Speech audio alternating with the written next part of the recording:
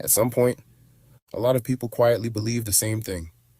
If I just make more money, I'll finally feel different, more secure, more confident, more relaxed, more like the version of myself I've been trying to become. And on the surface, that belief makes sense. Money solves real problems. Money creates options. Money removes pressure. But there's another part of the equation people rarely talk about because sometimes the money changes and the feeling doesn't. The account balance grows, the opportunity arrives, the payment clears, the income improves. But internally, the same tension is still there, the same habit of worrying, the same feeling of not enough, the same need to prove something. That's where confusion starts, because you thought the external change would automatically create the internal shift. But the internal shift is its own process. For example, someone can finally start earning what they once dreamed of and still check their bank account 10 times a day. Not because they're broke, because their nervous system still remembers lack. Or someone can finally afford the lifestyle they wanted and still feel behind whenever they see someone doing better. Not because they failed, because comparison didn't disappear with income, or someone can get the raise, then immediately move the goalpost. Okay, but now I need more.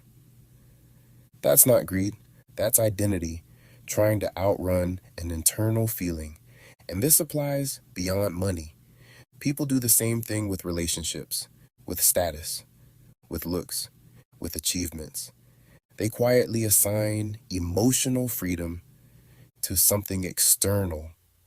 Then when they get it, they're shocked that parts of them still feel the same. That doesn't mean money is bad. It means money was never supposed to carry that entire job. Money can create space. Money can reduce stress. Money can support your life. But money cannot permanently replace self-concept.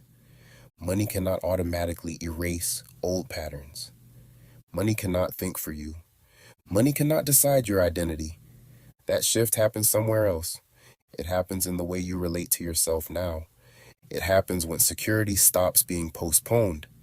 It happens when worth stops being attached to numbers. It happens when you stop saying, I'll feel better when, because that sentence can follow you forever. I'll feel better when I make more. I'll feel better when I pay this off. I'll feel better when I hit that number. And every time you reach one target, the mind creates another. That's why some people make progress financially, but never feel peace internally. The scoreboard changed, the state did not. And once you see that, you stop expecting one category of life to solve all categories of feeling. Then money becomes cleaner, less emotional, less loaded, less responsible for your identity. And ironically, that's often when people handle money better, because they're no longer using money as medicine. They're using money as a tool. The manifesting state works similarly. When you stop needing the external result to create the feeling, you move differently. You decide differently. You receive differently. Not from desperation, from steadiness. So if you've been thinking, when I finally make more money, then I'll feel more complete. Notice that thought and that feeling, and just pause there. More money can change your options. More money can reduce pressure. But more money cannot decide how you see yourself. That shift happens internally. And when self-worth is no longer waiting on a number, money stops feeling like the answer to everything.